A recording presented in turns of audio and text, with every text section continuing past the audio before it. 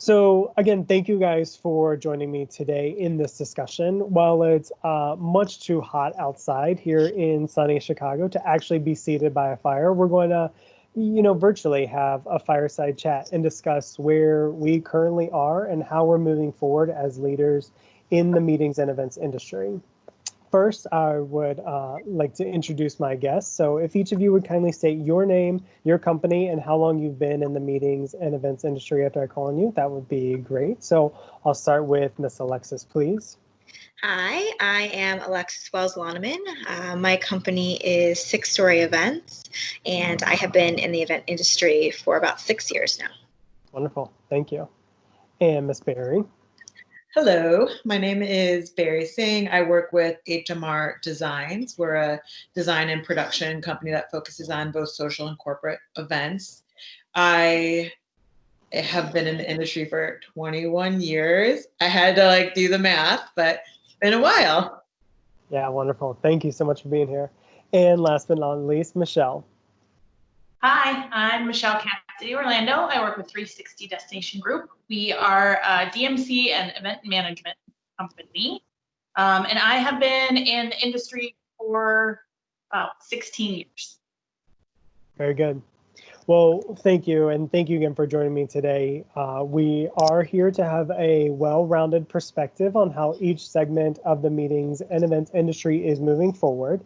And in order to do so, we've gathered some industry professionals from a corporate, social, and a design/production perspective, which was really important to me. So thank you for being here. And with that, let's jump right in. So let's start with, kind of the pie in the sky, head in the clouds fun stuff. And I'll pose this question to each of you individually. But what is something that actually excites you about what events could be like after COVID-19 and this pandemic? And I'll start with Alexis, if that's okay. Something that's been exciting to me, and I think is just going to cause more and more excitement as we move forward, that I've seen is just the innovation. There has been some spectacular innovation during these times, just forced innovation, but it's allowed us to be a lot more creative and surprise ourselves at what we're able to do and what we're able to see our colleagues do. So for me, as an event planner, that has been super exciting. And I can't wait to see what's going to happen once we are able to start having, a little bit larger and larger events. I've just seen so many different ideas coming at it from, moving from a venue to a different venue, having multiple, aspects of an event like that, different types of food service. And I think, as hard as it may have been or may still be for some to think about how to make those changes, I think in the end, because, we are in the industry of, kind of making it work, I think we're going to come up with some really, really cool ideas to present to clients and work together on to accomplish. Yeah, nice. I love that. And not to put you on the spot too much, but when you say switching to a different venue or maybe different types of food service, do you have any specific examples that immediately come to mind that we can share with some of our Well, I'm not sure how it would work quite yet. I feel like it's still something that would have to work out. I've seen someone mention, if they had a larger event that was going to have more people, that maybe the main hosts would have to go from one venue to another. I think that one of the difficult questions is how do you get those venues to work together with different things like contracting and who's going to be providing what. But I think one thing that I've also seen during this time is that people are much more willing to work together during this time for a variety of reasons for what's going on in the world. So I feel like that's super exciting. I feel like people who maybe weren't talking to one another before are definitely doing so now to come up with these creative solutions. I know we've seen the idea of the small wedding and the challenges that can also propose. So it's cool to see the different things people are willing to try and be okay with. Maybe this isn't the best answer, but we're going to try and we're going to just make sure that we're communicating and figure out what the best solution is going to be for our clients. I love that. Yeah, that's such a true observation of like, it seems like just humanity as a whole has been maybe a little more forgiving, but I think especially in our meetings and events industry, right? Like it feels like we're willing to work more together, and I love what you just said of just try something, because we're all in uncharted territories, and the best way for us to move forward is just to try. So thank you for sharing that observation. And Bari, what's something that excites you? Yeah, I know. So obviously we are right now in this phase of having smaller events. And initially that was a little bit like of a bummer, but we've started to see that, hey, there's a really great opportunity with doing a smaller event when you can really hone in and focus on the individual's experience so much in so much more detail. So I've been working on an experiential series of events that in the past we've done this event and it's been 500-600 people in one space. And in lieu of that, we're doing, 80 small, intimate 20 to 40 people events. And like, I think about that and like, I want to be a guest at that event where the focus is so much on what you're experiencing and how you are responding to the message. It's just a really cool way to think about getting to individual people at that level. That's cool. That's such a cool observation about like, I feel like, experiential is not necessarily a new concept, but we always try to scale it to 500, 1,000 people. And were we really being as effective as we can when you're looking at 50 or 80 people? So what a cool experience for those people out of this. Thank you for sharing that. And Michelle? I think one of the things that excites me is just people being forced to think about these hybrid models for events. So even though live I don't think anything's ever going to replace live face-to-face meetings, but with planners being forced to reimagine their events and being able to offer alternative ways to access their events, I think that really lowers the barrier for entry for a lot of events and potentially really expands the audience, because you don't have a lot of the physical costs of just traveling and getting on a plane. And so I'm excited about being able to reach bigger audiences and, just from an attendee standpoint, also being able to really participate and consume content and be a part of other events that I might not have otherwise had the opportunity. And I also think that with everything we're going through right now, even though it may not feel like it at this very minute, I just think the value of a true event professional is going to become of even greater importance once we do get back meeting live and face-to-face, because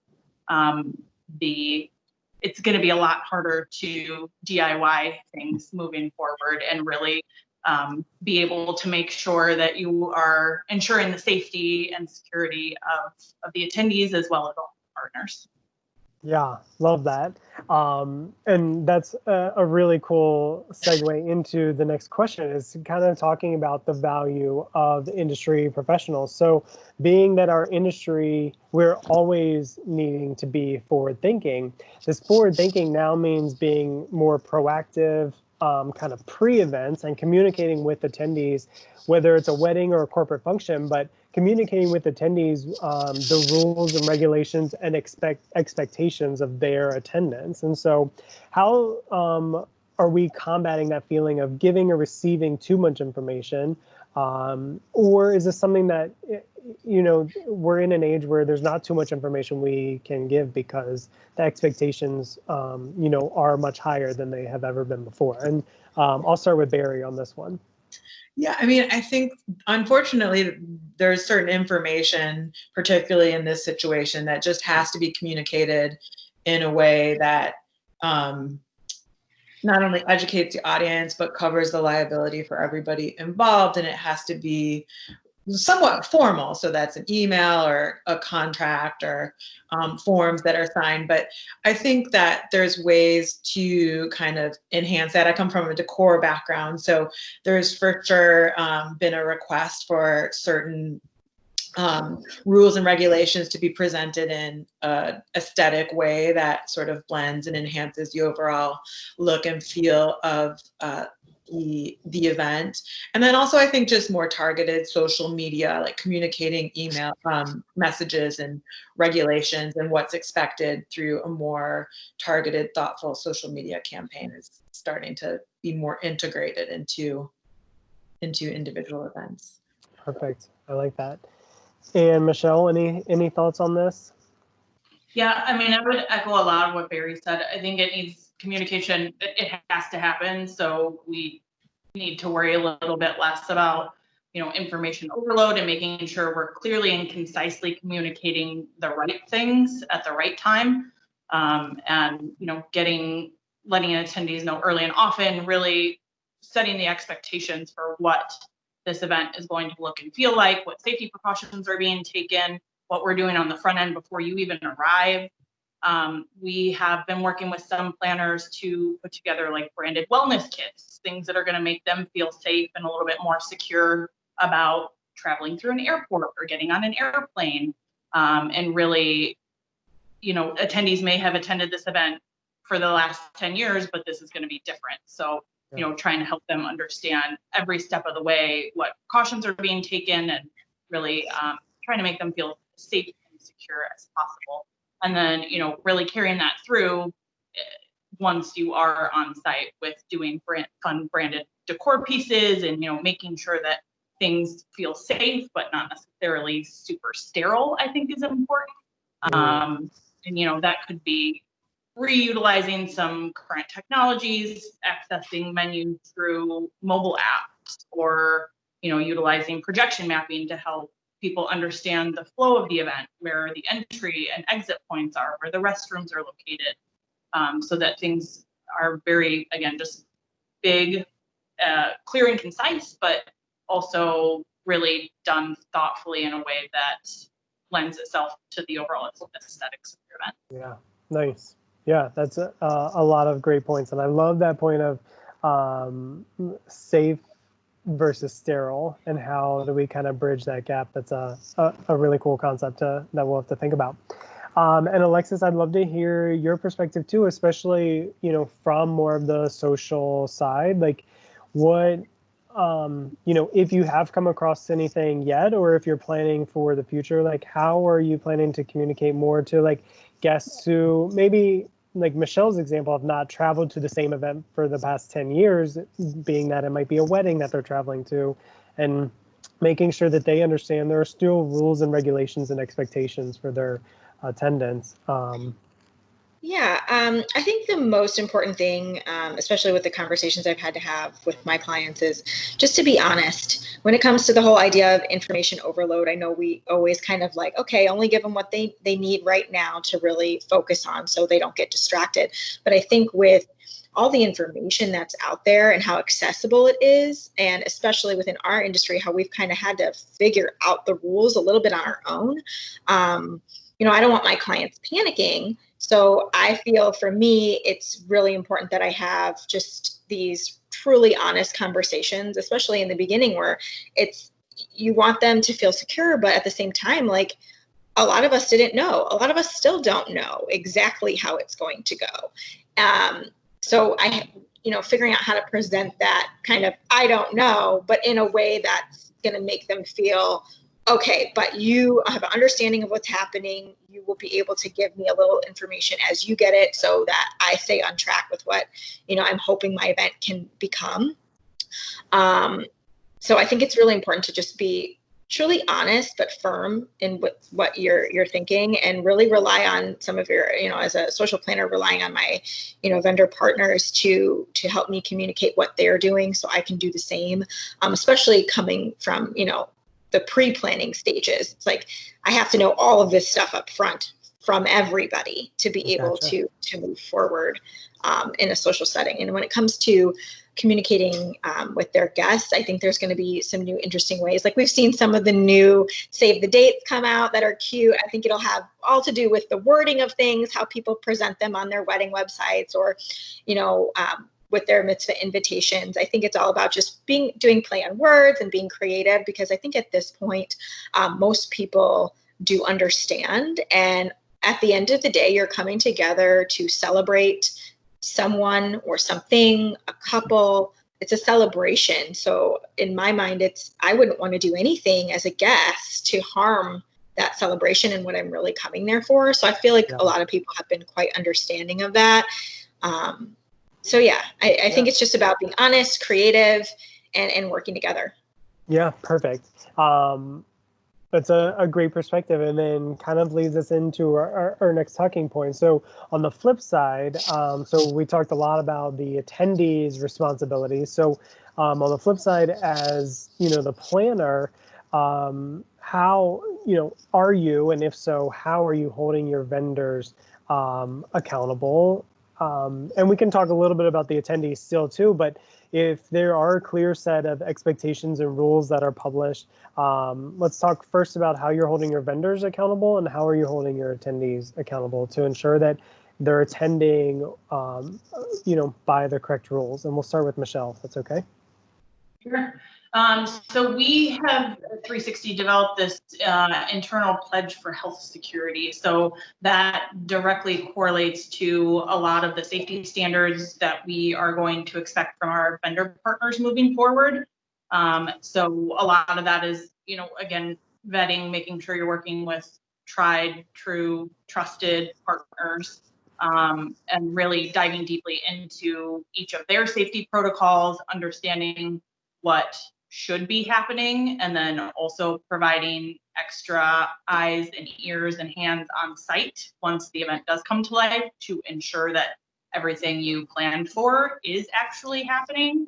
And again, I think that's really where the role of a professional planner or a DMC really comes into play, because there are only so many places an event host could potentially be, to really have all eyes, all ears, really ensuring that all of the safety standards and the protocols are being met by all of the different vendors, because, on whether it be a wedding or a corporate event, there could be 15 or 20 different companies involved in the production of that. And then equally important, I think that it's important to understand and have an understanding with the client long before the event kicks off of what we expect from the attendees, because we are pledging to ensure that we have all of these safety protocols in place, and we are doing all of these extra things and taking all these extra steps to ensure their safety.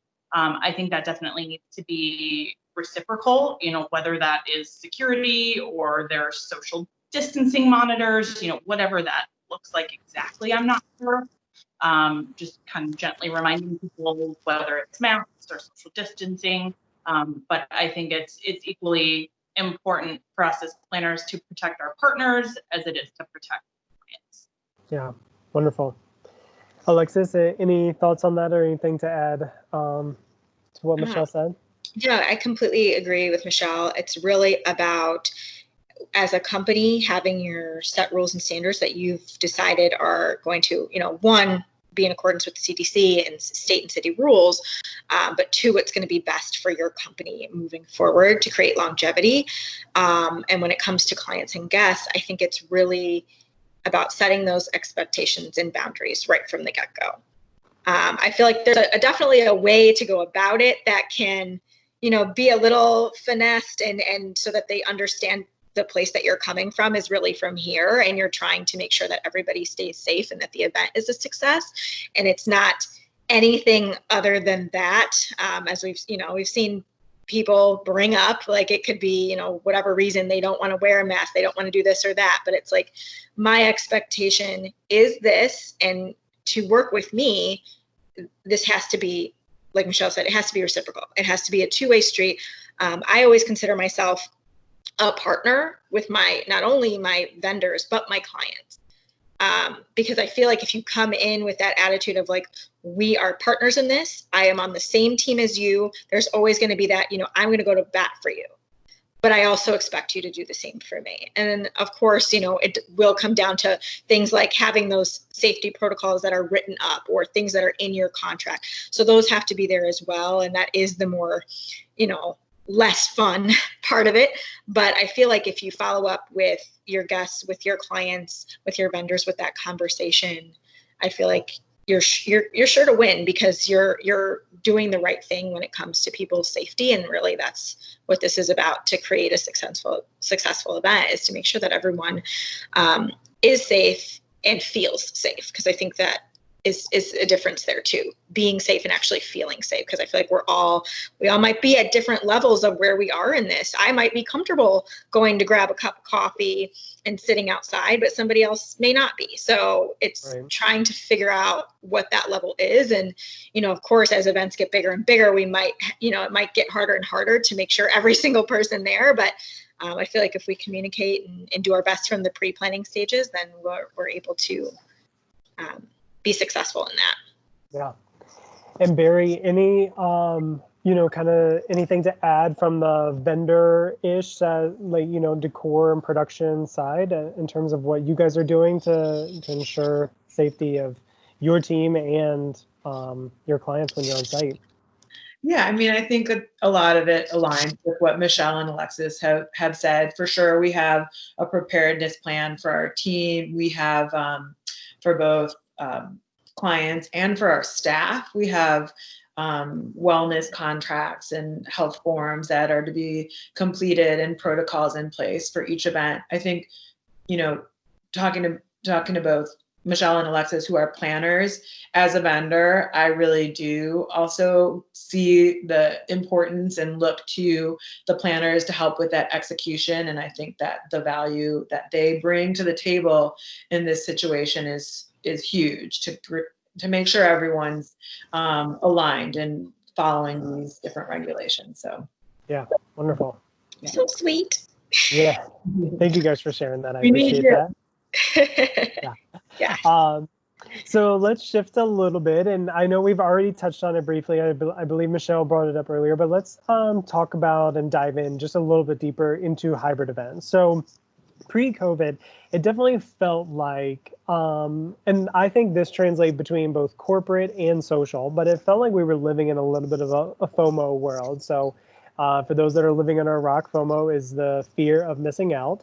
And so I'd love to get you guys' perspective. Do you think that FOMO, which certainly played into corporate and social events, right? I think we can all agree upon that. But do you think that FOMO will come back in the world of hybrid events? So Michelle, you kind of talked a little bit about like the wider access of content and maybe attending programs or something that you might not have previously been able to attend, either due to travel capabilities or timing, anything like that. Is there still going to be that element of FOMO in a hybrid event world that really plays on emotions and kind of guides the strategic thinking of events? And with that, I'll start with Alexis, and would love to hear your perspective from a social aspect. Yeah, I mean, I feel like I definitely see both sides of it, because a lot of people will now get to attend. I mean, I've attended things that I was like, oh, I've never, and now I can just log on and do it, so I can be somewhat a part of it. But I think when it's, and it might depend on the type of event. When it's like a social event that, anybody and everybody is kind of invited to, I feel like that's like more of an opportunity to be involved. Or even, conferences that are being opened up to more people to see.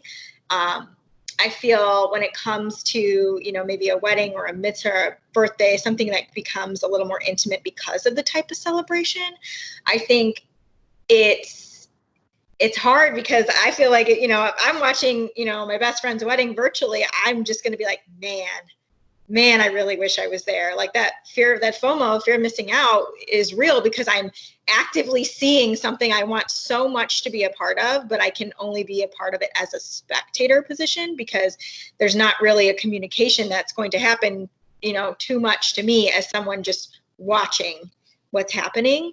But at the same time with that, I feel like the people who maybe choose not to go or are unable to go know that the reason for them not going, again, comes down to keeping people safe. So I feel like certain people will be at peace with that, be at peace with not being attendance because they know why they're not there. So why they still might be experiencing that FOMO, I feel like that they'll be a little bit more at peace as to the reason they're not there, because they know it's to keep people safe and to keep themselves or their family members safe. Like I know, like for me personally, I have a grandmother who's about 78 years old, and I could not go somewhere knowing that, she has health issues and I might have to go help my mom and be there. So I would be at peace. That's just me, but I feel like others are having those same thoughts because we all have loved ones who are at risk or at higher risk. So, we're prioritizing that over FOMO. Yeah. Okay. And Bari, any thoughts on that? Oh, wait, I think you're still on mute. There we go. Yeah, perfect. We have been working on, obviously, the hybrid events direction as well. And we're really actively trying to build the FOMO. So we are working with some technology where you can have your grandparents at your wedding, but they're on a plasma screen that has a really pretty garland kind of wrapped around it. So we're actively trying to bring FOMO back to the hybrid event by figuring out how to tap into the technology so that you're not just, logging in, but you're an active part of what's happening. Again, that's easier to do in these smaller scale events or more socially directed events. But I think, once you get a little taste of that, people are going to start feeling that again. Nice. Yeah. Yeah. And Michelle, any thoughts to add on that? Yeah, I mean, I think I would agree with you, and there's a way to bring it back to hybrid events, but I feel the same as Alexis. If I'm watching something, it makes me want to be there even more. So I think, there is an opportunity as we transition through this, whatever the other side of it looks like, maybe for the next year or so, it is that hybrid event, but, watching it through a computer screen is going to make you want to really just be there in person and be able to experience it that much more when it's safe and when it's possible. Great. And Ryan, if I could jump back in, I feel like also, like as we get to build more of that anticipation, I feel like just like everything else, we'll be able to figure out ways for people who just can't come because it's not safe to be more included, to be able to do something maybe on their end, whether it's, and I don't know what it is exactly yet. Like it could be, one of my examples is something I've been doing with my pop-up boxes is like sending the client something. I know a lot of, caterers have been doing that. Decor companies have been doing that. Destination groups have been doing that. They have been able to send something to their clients or to their clients' guests to make them feel like there's a little bit more of a tangible thing for them to do. So I think that's a small shift that we've seen. And I think it'll only become more and more innovative as we go on. So they at least get the feeling of being there, but still, when they can, they'll be able to jump right back into the full event. Yeah, that's a great point. And it kind of triggered something else in my mind of like, is this, let's say like we do move into, as globally, we move into a post-COVID world. Like, do we think that aspect will still be a part of our lives moving forward? Like Bari, you use the example from a social setting, like the grandparents that can't travel to attend a wedding. Do we think that maybe that aspect of COVID design is here to stay, that it's something we'll see, even if there is a vaccine and travel and gatherings can resume as normal? Any thoughts on that, anyone? I mean, I think it definitely opens up some opportunity for other unforeseen issues that might be in our future. And I think it kind of goes back to what Alexis had talked about towards the beginning of just this innovation of, these are changes that are happening for a reason, but then that innovative thought becomes a part of the toolbox that we can use for future events for a myriad of reasons. So Cool. I think that some of these things will definitely, they just expand the opportunity and reach. Yeah. Nice. Well, cool. Let's transition again a little bit to like cancellation and the postponing process. So, Bari, I know you'll have kind of one perspective on the production side, and then Alexis and Michelle might have a different perspective, but I would love to hear both takes. So the question kind of being like, does this now make you think differently about the types of client that you are taking on? So we've all just kind of gone through a really tough 3-month period of either outright canceling so much of what we were working on for the remainder of this year, or postponing. And so how does that make you think about the type of clients that you're taking on? And so Bari, I'll start with you from the production side. You know, as a company, HMR has definitely developed and put into place some more language in our contracts of how to deal with postponement and cancellation that protects both HMR, but is also in the interest of the client.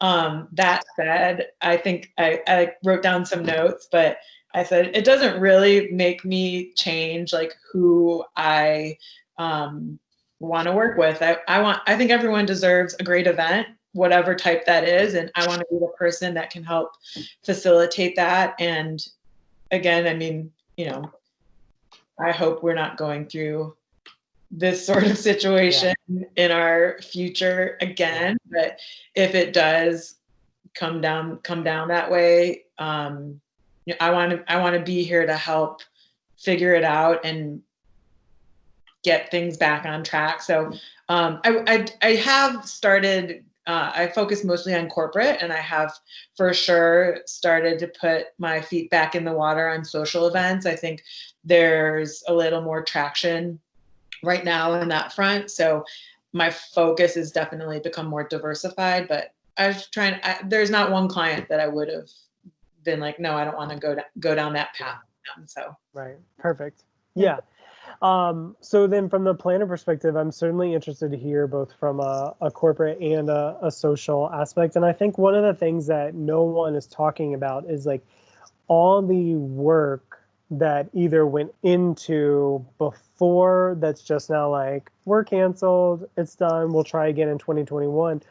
Or like, and this part almost feels even worse. Like there was a whole like push to like postpone, don't cancel. But like there is so much work to postponing, and I'm speaking slowly because I don't want to misspeak. Like we are, of course, all grateful for the postponement, not cancel. I'm not crapping on that, but you know, you are essentially starting from scratch, and maybe even starting from like less than scratch when you consider like, okay, we were planning this event for the past 10 years and we knew what it looked like and we knew what we needed by what deadlines, but now we not only have to replan it in a different timeline when we might be able to meet again, but it's also going to look completely different. And so we're like triple replanning it.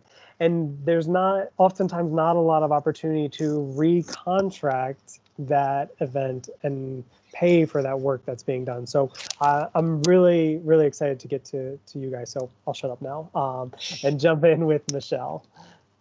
Yeah, I think that is a great point. And when we talk about, you know, what does this look like on the other side, I would agree with Bari. It's not going to change who we're working with, but it's definitely going to change what we're doing and how we're doing it. Because that's something that we realized very quickly when the bottom started to fall out, that there were sometimes hundreds of hours that we have put into events. And with being a DMC, that has a trickle effect because it's not only the hours our team has put in, it's all of our vendors, all of our partners. And if there's not a signed contract and a deposit paid, it's with some clients kind of like, okay, well, thanks, this just isn't happening. Some were certainly much more gracious and offered to help compensate us for our time. So I think we're definitely going to be taking a new look at how much we put in. Certainly we're not going to be able to start charging for proposals or anything like that, as much as I think some of us would like to, but definitely setting clear expectations for, what we're able to put out initially, and at what point in the process we're going to need some sort of a legal commitment and a financial commitment in order to continue to move forward, because at some point that's only fair to us, to our team, to all of our partners as well. And I think, so the clients will understand that. And same thing as Bari said, I think moving forward, some of the language and the contracts will be changing as well.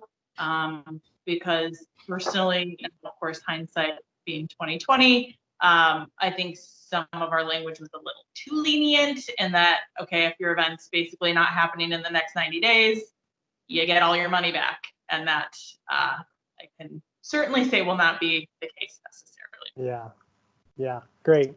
I appreciate that. And I'm excited to see what the new contracts look like and all of that moving forward. And Alexis, kind of similarly from a social perspective, like, I think we can all clearly relate to, like, if there were a May 2020 wedding for 300 people and this happened and they were like, okay, well, we'll just do it in October for 50 people. It's like, well, that's replanning. Like, I'm not just gonna suddenly jump into that without rediscussing like my planner fee, because I've already planned a 250 person wedding for May. Like, just because you're canceling in March. So so what's different for you moving forward, and what's your thought on that?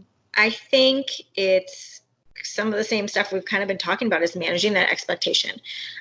Just having to have those conversations and really discuss like what goes into everything that you're doing, because they don't see everything that we all do. It's magic. It just appeared there. And the event was spectacular somehow. So I think it's really about managing those expectations, being very clear in what you're doing. And I think it may have been difficult during this time to do that, because it's maybe the first time some of us have had to have those conversations.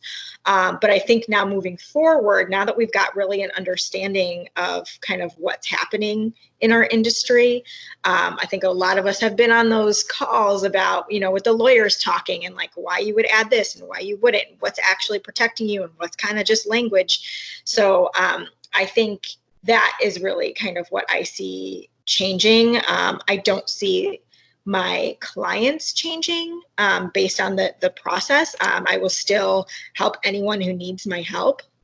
I think I mentioned to you earlier, I have gotten, just because of the climate and what's going on, different types of clients asking for my help that maybe I wasn't really hyper focused on before. So I feel like that has kind of been a little bit of my change of like who I'm looking for in a client. But by no means would I ever, say no to a client. I feel like the only time where, it might get tough is if you maybe are dealing with a difficult client who's having a hard time understanding, why things might be changing in terms of your fee or the work you're willing to do. And I can understand it. It's a very, especially not that it's not for corporate, but usually social events, there's just more emotion involved with those type of events, depending on what it is, who's involved in the planning process. The more people involved in planning, the more emotions and more people you have to manage. So it's definitely just about being clear with them and letting them know like, hey, this is the work, I did do. And I, some of it might be as simple as just changing an order. So it's not, a huge deal. But if there was this whole elaborate plan that now it's like, well, there's no need for any of this, that not only affects me, it affects maybe that specific vendor I brought in to do that.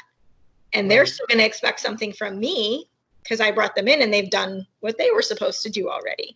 So it's just about having those conversations with the clients. And I think, as long as you, come from, a place of love and a place of like, hey, I can understand where you're coming from, but I need you to do the same for me, then, hopefully you'll get a good response. And unfortunately, if you don't, you kind of just have to make that call where what you're willing to do moving forward. And what you're willing to accept as a consequence because of it. I know some people have been having a hard time with a client and their reaction. It's like, well, I have to make this choice, what's best for me now at this point. So it is what it is. And we all are just doing our best. Got it. Yeah. I mean, you guys gave such complete and all-encompassing answers. It kind of already jumped into our next question. So unless there's anything else that you really want to add to that about specifically like how you're looking at booking venues or, catering, for example, but I think pretty much we kind of all covered that really well, unless there was anything else that we missed that you guys want to add to that topic before we kind of jump into our last question and wrap up. Okay. All right, perfect. So aside from the obvious lessons that we've all learned during this time, what are some lessons that you've unexpectedly learned that you might implement in your position or business moving forward? And I think the easiest example to kind of use in our personal lives would be like, maybe calling our family or friends more regularly, or family dinners or something like that. But kind of in a more professional setting, like what are some lessons that you've learned and some practices that you've established that you would like to carry forward out of this? And I'll start with Alexis, if that's okay. Yeah. For me personally, and I feel like it might also come from like a more like general thing that I'm just moving into my business, is just being not being hesitant to try something. I feel like maybe before I, would think and overthink. And, as a planner, we love to strategize and figure out plan A, B, C, and D. And for me personally, sometimes it could almost be a detriment. So with, kind of like with your example, it's like, no, I'm thinking about doing this. Yes, I need to sit and figure out the pros and cons and like make sure I have everything in order, but it should never stop me from moving forward with an idea or trying something new, or trying something completely different altogether. And I feel like that's something I want to bring forward, not only for myself and how I'm doing my business, but also bring to my clients. We're always, us as creatives, we always want to try something like fun and new and get our client to do something different. So if you have that crazy idea, maybe present it to them and figure out like how you can do it in this current climate. And just going for it. And then the other thing that I think a lot of people are working on, myself included, for my business, is just making sure I'm being very inclusive, making sure I'm working with new people all the time. Obviously still well-respected individuals, people who know what they're doing in the event industry, but maybe somebody I've never worked with before, and just wanting to reach out and learn about them and learn about what it is they do and how what they specifically do could be such a perfect fit for this person, because I know their personalities would match. I know, regardless of anything, they would just be a perfect fit together. Yeah. So just making sure I get different types of perspective within the industry, and just, based on what's going on in the world, in the event industry specifically when it comes to inclusivity.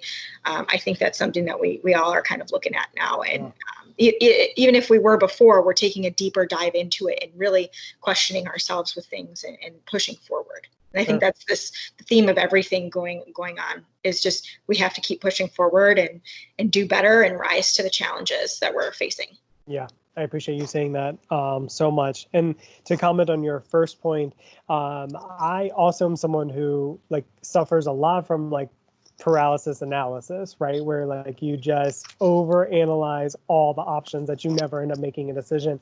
And there's something very freeing about essentially your business being, almost stripped down to the studs, right? Where you can make it anything that you wanted to make, because nothing that was there 3 months ago is there today. So yeah, we've reinvented ourselves quite a bit, and we'll continue to do so. So I think that's exciting. I love that. Yeah, thank you for saying that. And Bari, how about you? What are some lessons learned that you're going to carry forward? I think one thing that has been really cool through this process is the sort of dropping of this competitive edge. And Alexis sort of brought it up earlier, but the industry as a whole has come together in a really great way to support and troubleshoot and figure out and reinvent. And I think that camaraderie is a really great energy that I'd love to really work actively to continue that dialogue and keep that around. And then the other thing I think is, through this period of being at home and keeping myself entertained, I think the things that have really risen to the surface have been the more analog activities and just putting the phone down, putting the computer away, like not checking email constantly, not hashtagging everything, but taking that element and bringing it into events. And as a, decor vendor, like figuring out what sort of activations can really tap into that feeling and that sort of just taking a step back from everything that we get inundated with. Nice. I love that.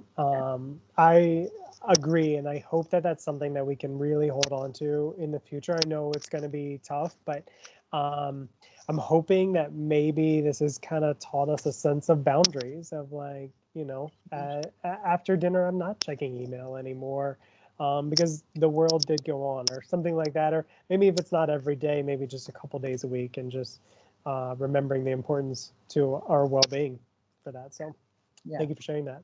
And last but not least, Michelle, please.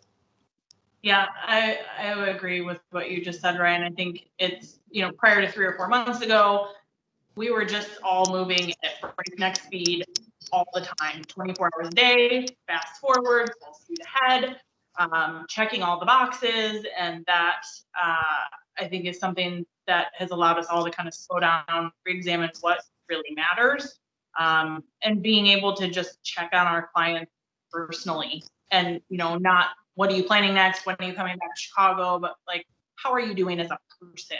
Do you have kids at home? Are you taking care of your parents? Like, are there things that, we could be doing to help support you totally outside of the business one way or another? And I have had the unique experience of having a baby throughout all of this, born on March 13th. So that also in and of itself has really forced me to just come to a screeching halt and re-examine a lot of things and see what really is important moving forward. So I hope that's something that we all sort of hold on to moving into the future, whatever that looks like. Yeah, I love that. I mean, I of course followed your maternity leave very closely and checked in with you, but I imagine those first couple weeks were wildly stressful with cancellations and postponement, but I'm hopeful that maybe towards the end, in May when things really weren't happening and slowing down, and had already slowed down, that maybe it allowed you to not feel like you need to check in, because I know you and know that you care deeply about your business and your clients, and that maybe you were more encouraged just to fully disconnect because there wasn't much going on, let's be honest. Definitely a different maternity leave than I probably would have otherwise had. That's what I was trying to say. Yeah, for sure. And I think also it's, if anything, I'm grateful to be able to more slowly transition back into the workspace and being a mom, rather than just, okay, June 1st, here we go. Now you're going to daycare 50 or 60 hours a week, and I'm going here and doing this. And so I am, if anything, throughout all of it, I am grateful for that, the extra time and the ability to slow down a little bit. Yeah. Well, very good. Well, guys, I appreciate your time, your energy, your honesty so much. You guys shared stuff with me that I had never heard of or thought about, but also just reminded me some of the good things and the blessings that will come out of this. So I really appreciate that. I hope this was enjoyable for you guys as much as it was for me. But again, I just really appreciate your energy and showing up in this way.